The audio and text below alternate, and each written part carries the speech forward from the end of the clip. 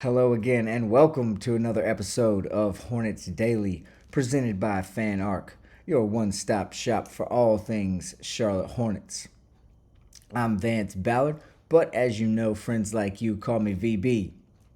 Thanks so much for joining us today, and as always, be sure to hit that subscribe button, leave a like and a comment on the video. The comment section starting to fill up here as we progress through this series of videos, which means, as we've said, going into next week's shows, we'll start to dive into the comment section, pick out some things that you guys want to talk about, make it a little more personal here on Hornets Daily. Again, that will take place next week, as tomorrow's show will be a heavy preview show since Summer League does officially tip off on Friday.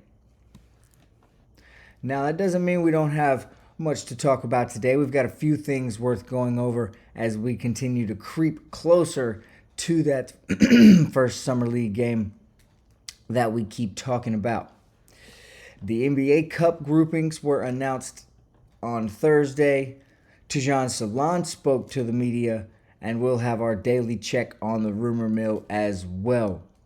We'll wrap today's show up. We'll continue to go over our Summer League roster preview. McNeely will be the player on the block today, the first of the 2025 draft class. We'll be going over at the end of today's show. Nothing too crazy today, but that doesn't give any reason to beat around the bush, as we know that's not something we like to do here on Hornets Daily. So, folks, we're going to go ahead and jump right into it.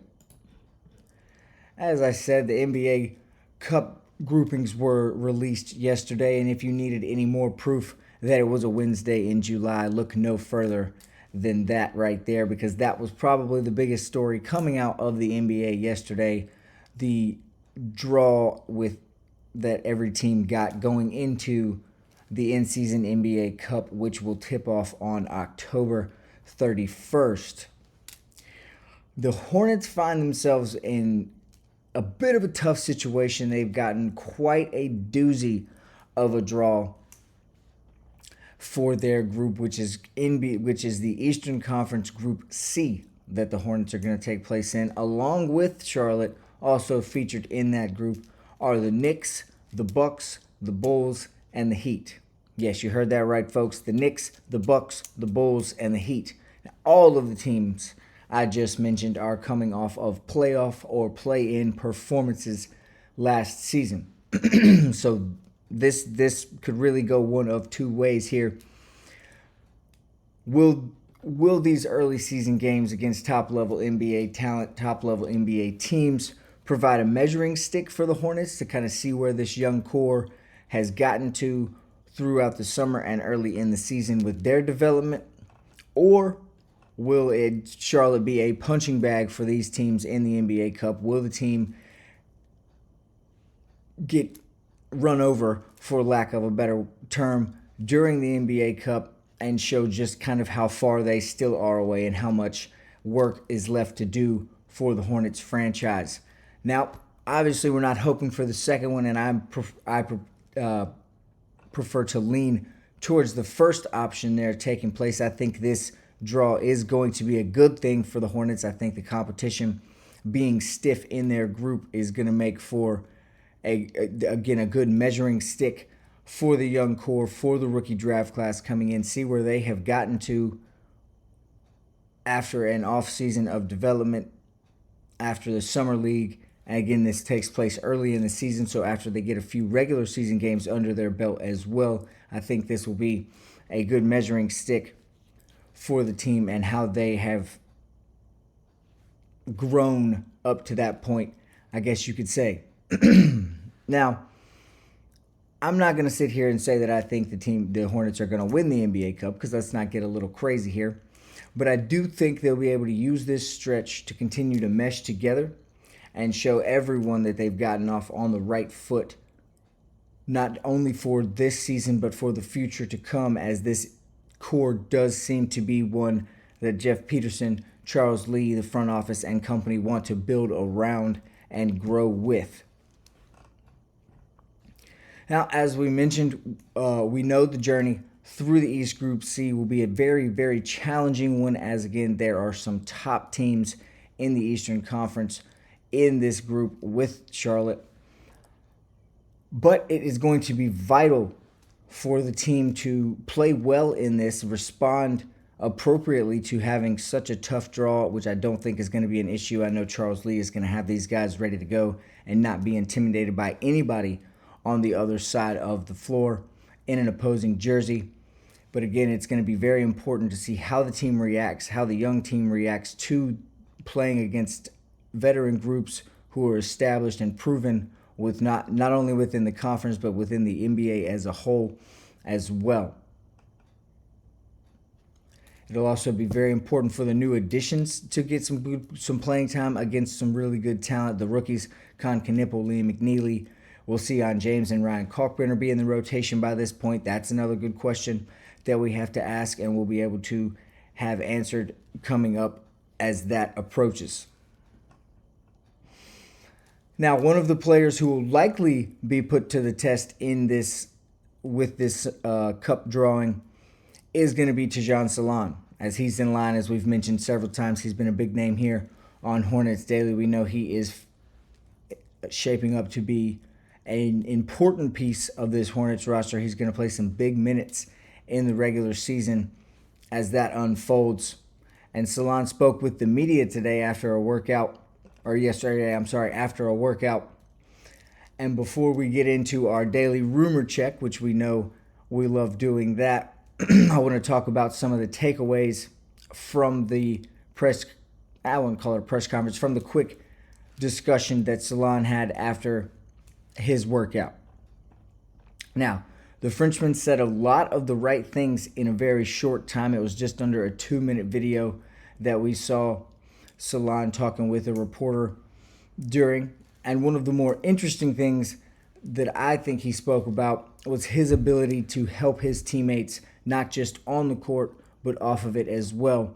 Now, this is more specific to Summer League than going forward in the regular season, but he did say that his experience and him no longer feeling like a rookie coming into the Summer League will allow for him to help coach, I guess, for lack of a better term, the young guys, the rookies, through this exciting Summer League time as they kind of work through some of their jitters for their going into their first NBA action. The experience of Salon having been a part of the Summer League and a part of an NBA roster already will really allow for him to mature and be one of the quote-unquote leaders of this Summer League roster. He'll be able to keep the young guys around him calm, again, in high-pressure situations, as this will be their first NBA action. We know they want to try and get out there and win, work as hard as they can, put as much effort forth, but it will be good to have the likes of Salon on the court to kind of rein those guys in if they get to going a little bit crazy.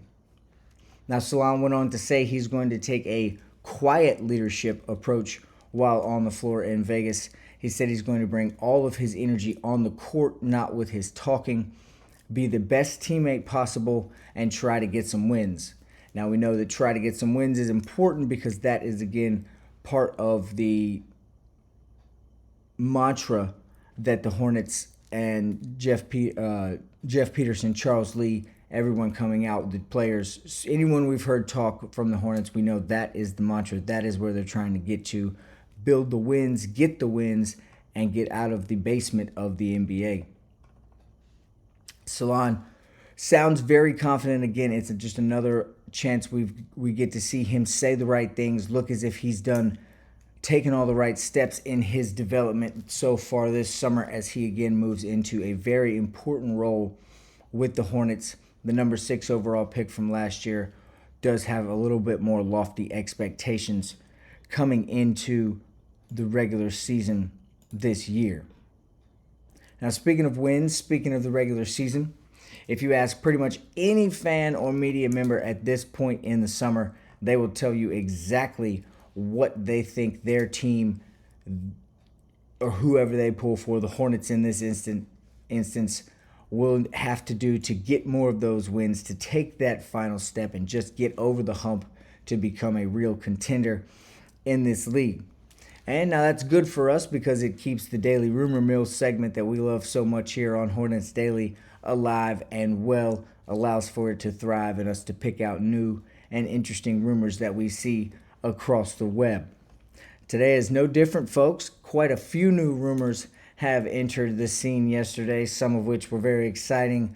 Some were a little less exciting, but important in terms of filling needs, and a few were just downright confusing moves I definitely don't think the Hornets should be trying to make leading up to for the rest of the offseason, leading up to the regular season, and even coming down to the trade deadline. Now, Thomas Gorski of Hornets SI gave two options in an article he wrote yesterday for how Charlotte could fill the need at the center position. Gorski predicts the Hornets could use free agency to address the five and not trade away or move on from any of the new assets that they have brought in this summer.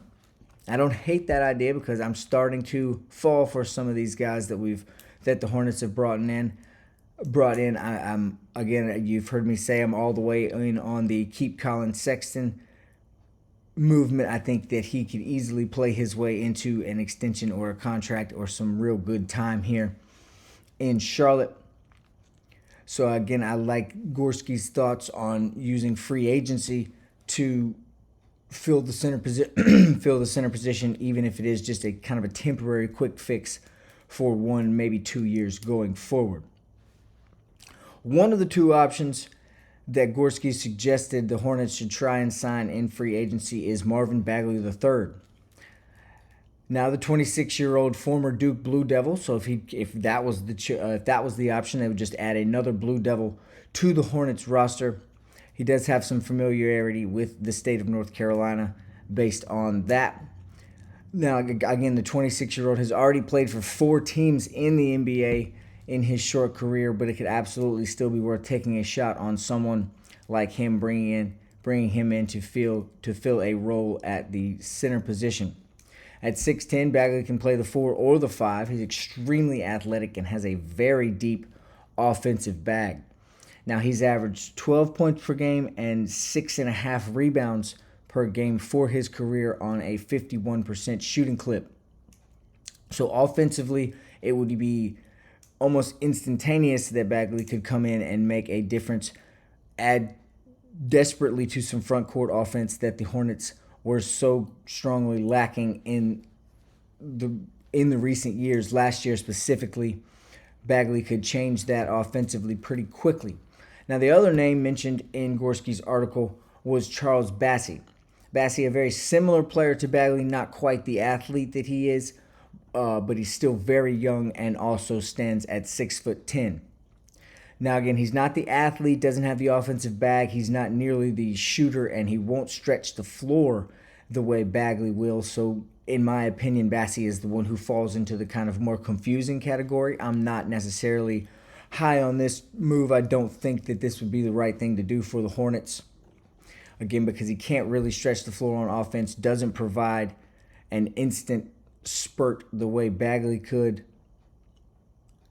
And both players don't really feel the need on defense the way the Hornets need them to. I could see Bagley making a little more sense, being a better fit in Charlotte. He's a little bit more experienced, kind of proven what he can do in the league. He would be cheap to bring in as well, as he would probably be able to come in for a league minimum contract on a 1-year deal, maybe 2, something like that, with him only being 26. He does have a little bit of promise age-wise as well. And again, like I say, would no doubt provide an offensive spark when he's on the floor. Bassey much more unproven on offense. And again, I say both players really lack the defensive prowess that the Hornets need to bring in and acquire at the big man position.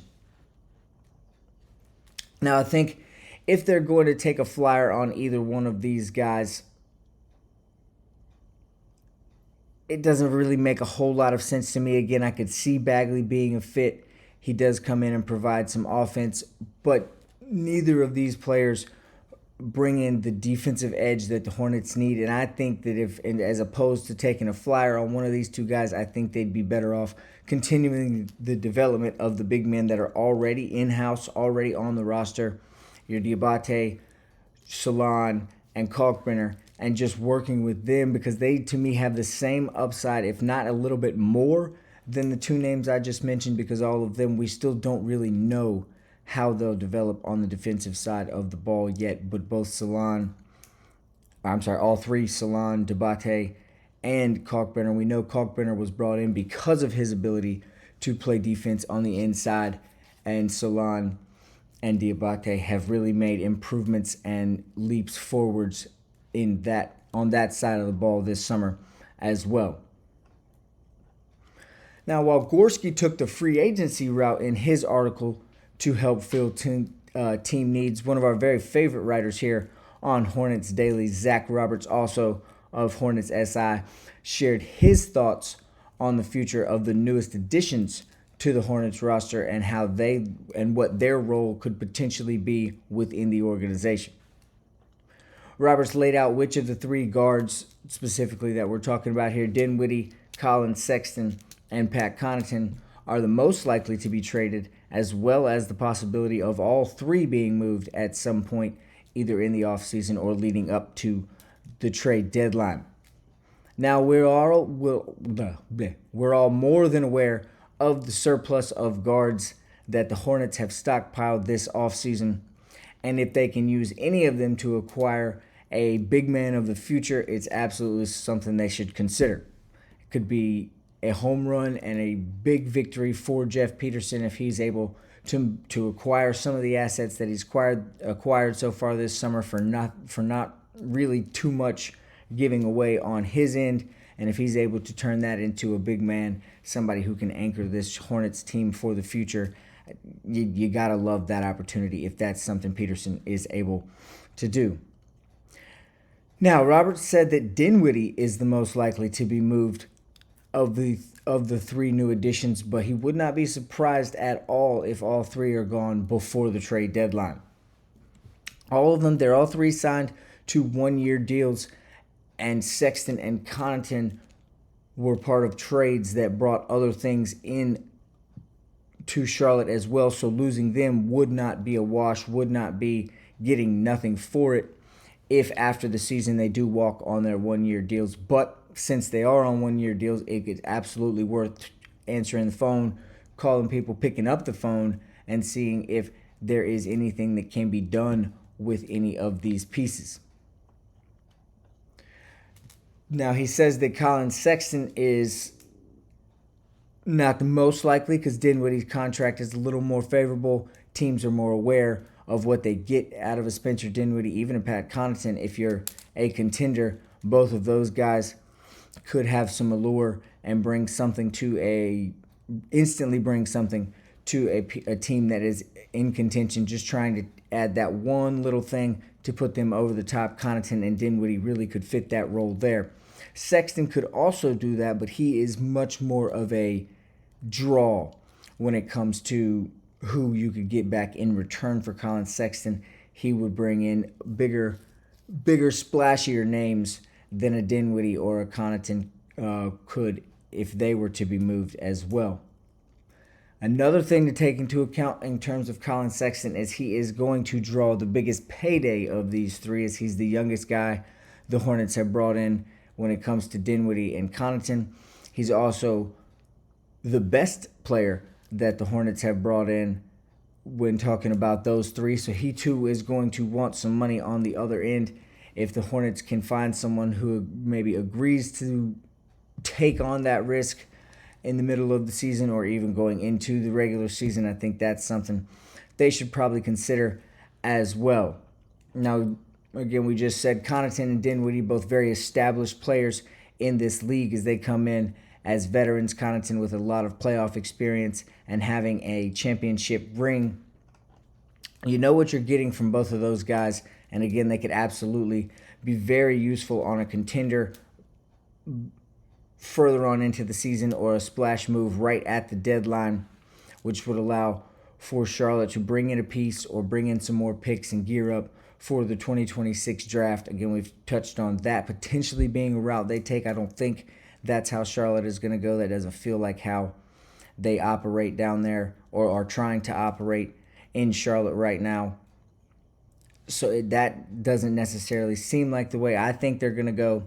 And I even think there's a chance that Colin Sexton comes in. He's a perfect fit. He meshes well with everyone on the team, and the Hornets end up trying to keep him around. Maybe they're the ones who sign him to a little bit more of an extension, a bigger deal, and he earns himself some time and some length here in Charlotte. But I am prepared for anything to happen at this point.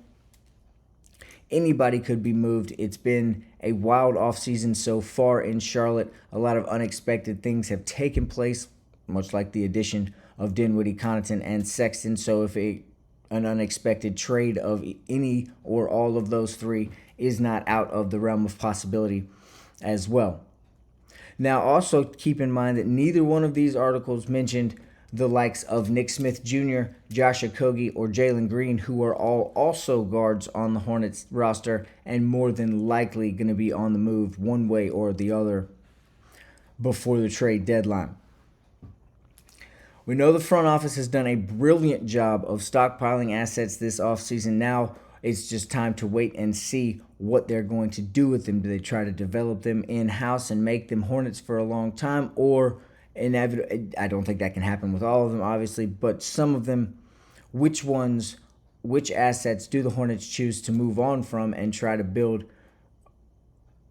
more of this roster through via trades of the assets, moving those guys around and making the team better? That's going to be a fun watch as we continue to move through the summer, into the summer league, into the regular season, and approach the trade deadline. I know it sounds like it's far away, folks, but trust me, just a few blinks of the eye and it will feel like the trade deadline is upon us.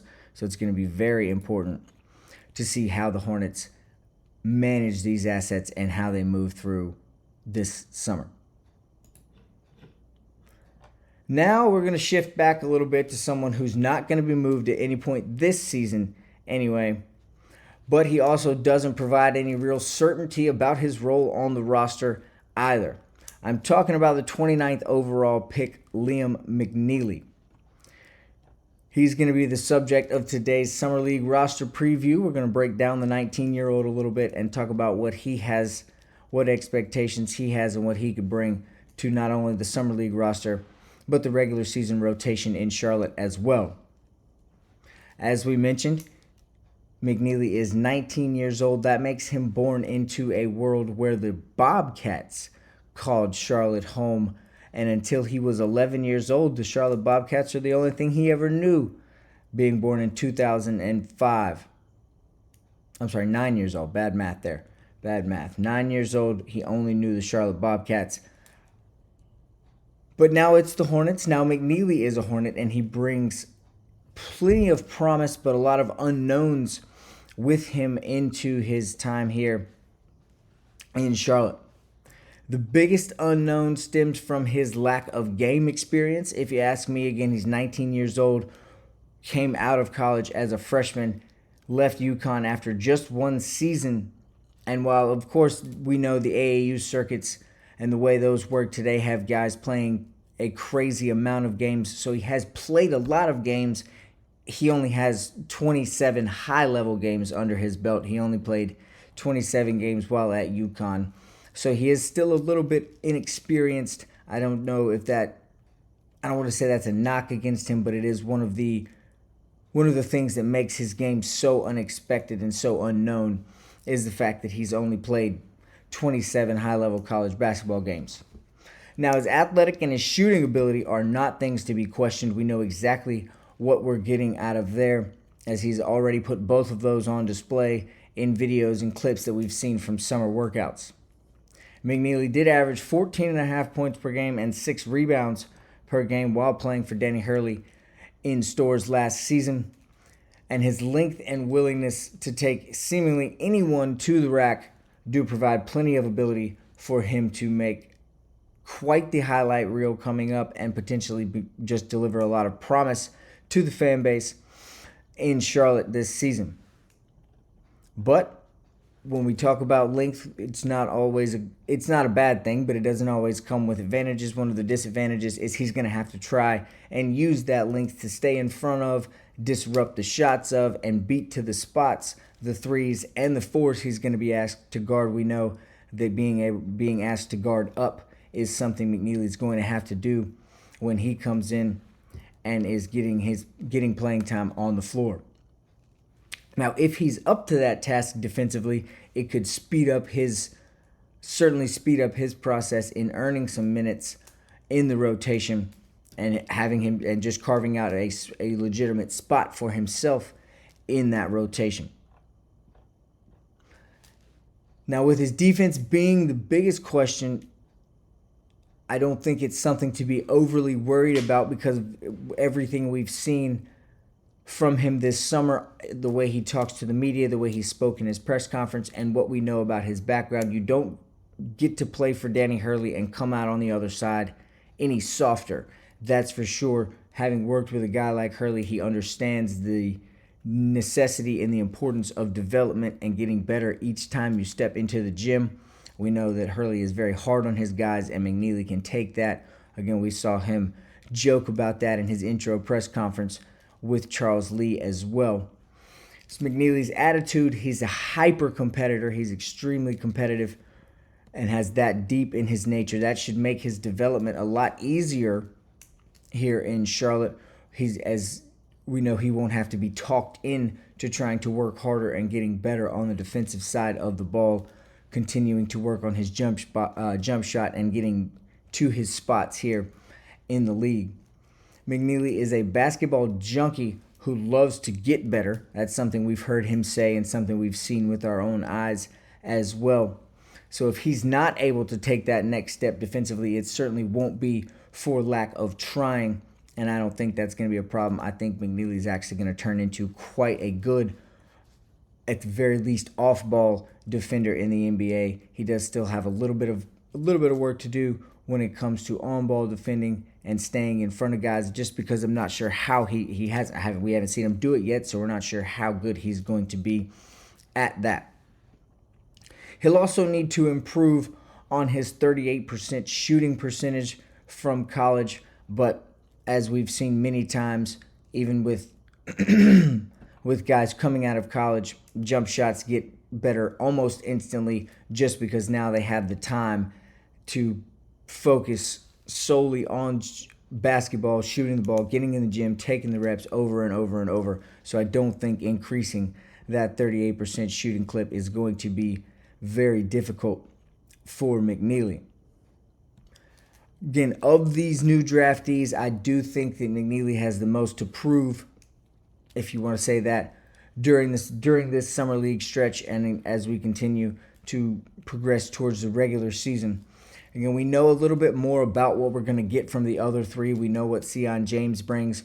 We know Kalkbrenner's presence on the inside is vital. And we also know more about Con Knippel's overall game and the potential he has and how he can impact this team quickly. I think McNeely, outside of Con, I think McNeely probably has the brightest upside of any of these three, as he's the most athletic that the Hornets drafted. I know Tjan James, built kind of like a linebacker, looks like he might be playing the wrong sport, but I think McNeely has just a little bit of an edge on him athletically as well. And he's very, very young. Again, McNeely just 19 years old. He's been put in a pretty good spot to take the time to develop, as the Hornets have, again, a surplus of guards that they can use, and a lot of those guys can even come down or move up and play the three position if they need to. He'll be playing behind Brandon Miller, who's already a star in this league, and pushing himself further and further development-wise. So it'll be good for McNeely to be able to sit behind and watch those guys play, watch the likes of Brandon Miller and how his process goes, what he takes off the court and into the practice facility as well. I'm expecting big things in Vegas from McNeely, and for that to be a springboard for him to become a very important player on this roster going forward. I think McNeely can make a name for himself in his rookie year. I think that it won't be long before we see him as a pretty important piece in Charles Lee's rotation. Don't think he's going to be a starter anytime soon, but I definitely think he's going to find himself some minutes just based on his athletic and shooting ability, and I think his defense is certainly going to take a turn for the good here in the NBA. Well, folks, that's going to do it for another episode of Hornets Daily. Now, the next time we talk, it will officially be game day, and I am pumped. Just one more sleep until the young guys take the court and truly begin their NBA journey as the Summer League kicks off tomorrow at 7 p.m. I'm Vance Ballard, and as always, I'm going to keep an eye on everything going on today, and we'll see you right back here tomorrow for another episode of Hornets Daily.